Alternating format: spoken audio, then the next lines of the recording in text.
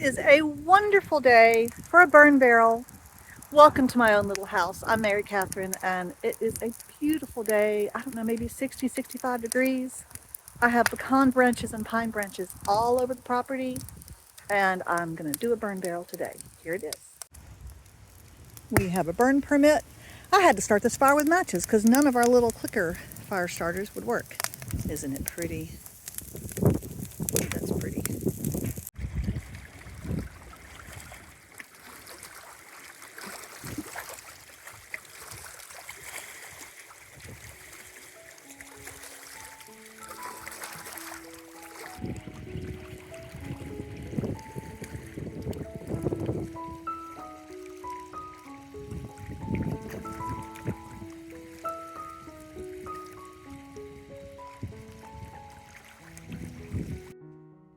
Hey everybody, I'm in Mississippi sitting in the guest room in my daughter's home in her very comfy chair with some lovely lighting coming in, and I am knitting some fingerless gloves. Now, I've made fingerless gloves for a lot of years, and I've crocheted them and I've knitted them and I've invented patterns and done all kinds of things. I could even post some photos in here somewhere if I can find some pictures of them.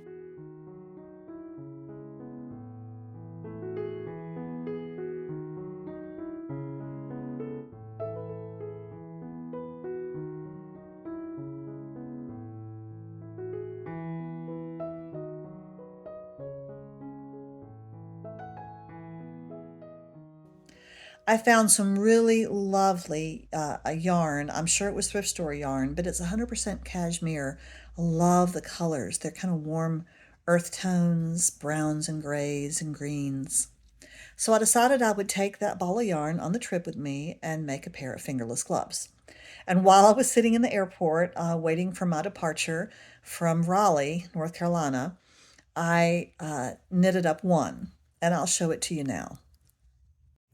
So here's the first fingerless glove, and I measured the bottom band by, it was on circular needles with a cable, so I would put the work onto the cable part, wrap it around my wrist and see if it worked. And I'll put it on and show you all the things I hate about this glove and the reason I'm going to pull it all out. It's somewhat bulky yarn, and you can see that even though I did ribbing, that it's, boy, the focus is not working, that the bottom is too big and it doesn't do what ribbing is supposed to do. It kind of fits okay. Oh, I'm watching Kate at the last homely house while I'm knitting. Okay, so and there's my daughter's ragdoll cat. Isn't he beautiful? Anyway, and it kind of fits okay here at the thumb.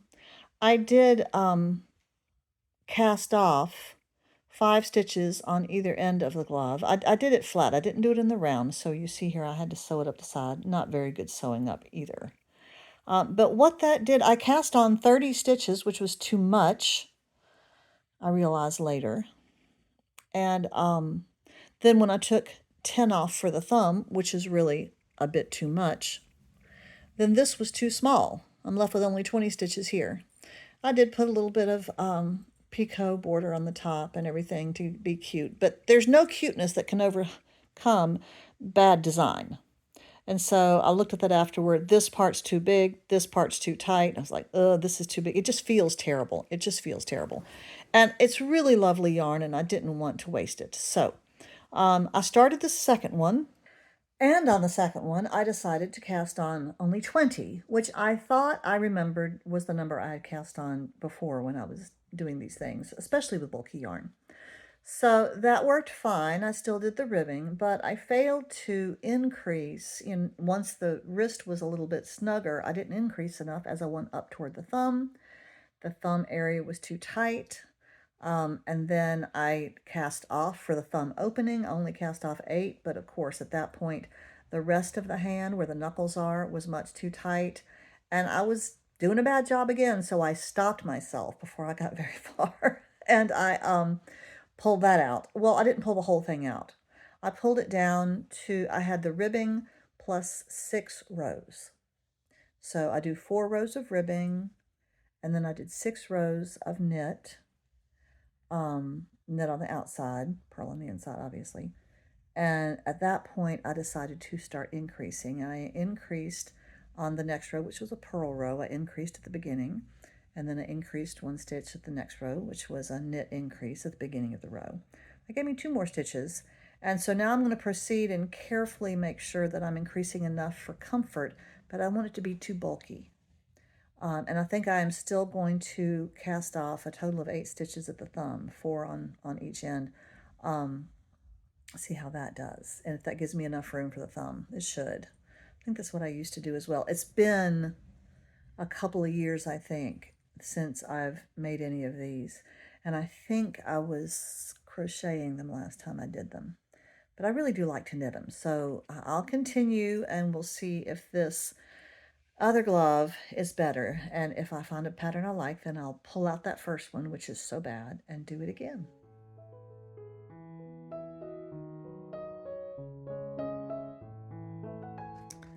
Okay, here's this finished one. It looks pretty simple. I'm going to go through it all before I forget what I have done.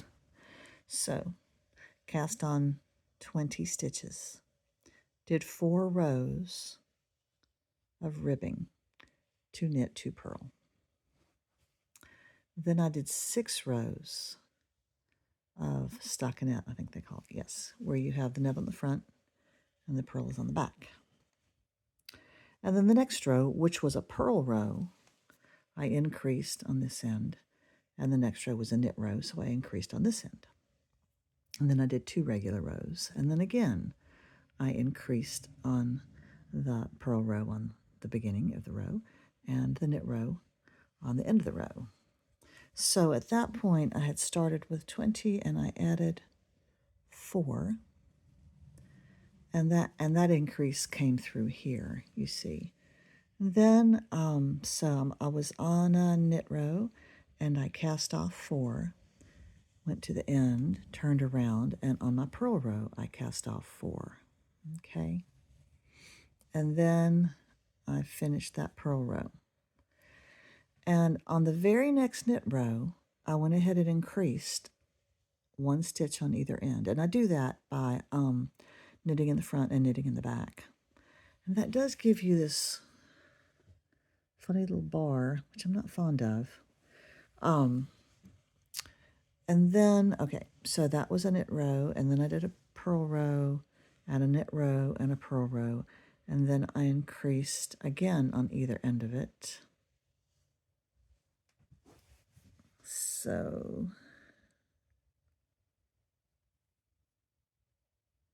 yeah, that's the first time I increased. That's the second time. And then I did it a third time on my very last knit row. And then when I came back on the purl row, that's when I cast off. So I cast off on my purl row, but it gave me this look at the top, which I like. And let's contrast that with the picot border. Okay, here's the picot border. Here's this cast off, just regular cast off. And with this chunky yarn, I prefer this. I think this is too thick, bulky looking. A picot is supposed to be kind of a delicate lacy look, and of course this yarn isn't going to achieve that, especially in such a short amount of space there. So when I go back and redo this one, I'm not going to do the picot. Instead, I'll do this. Just need to remember to cast off on the purl side to get that same effect. Now, I haven't stitched this one up yet.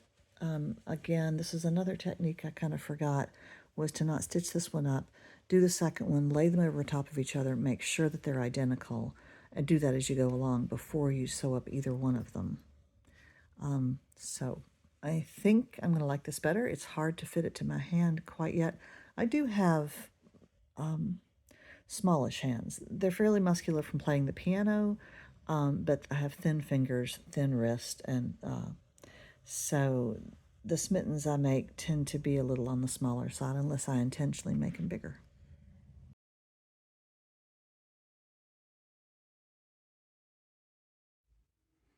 Now, they do look exactly the same. See, there's another one under there. Come up to the same level there. They slope out the same way. Looks pretty good. Same cast off. Yeah, I'm pleased with that. Now we're going to stitch it up, try it on, and see what we think.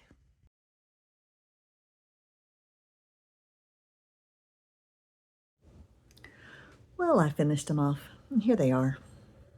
And I think they turned out pretty well.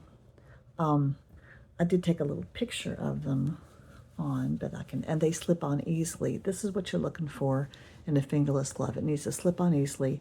It needs to be snug, okay? Not too tight. You need to be able to spread out your fingers, but it shouldn't be too loose up there. So yeah, you want coverage on the palm too. I've seen some of them that just cut way out and don't give you any warmth on the palm. So yeah, these are nice. I've got 2 more yarn skeins that I brought to make fingerless gloves with. I call them Smittens. And so I'll hopefully be doing that before I get back home. Might have to do some more knitting in the airport as I take my departure.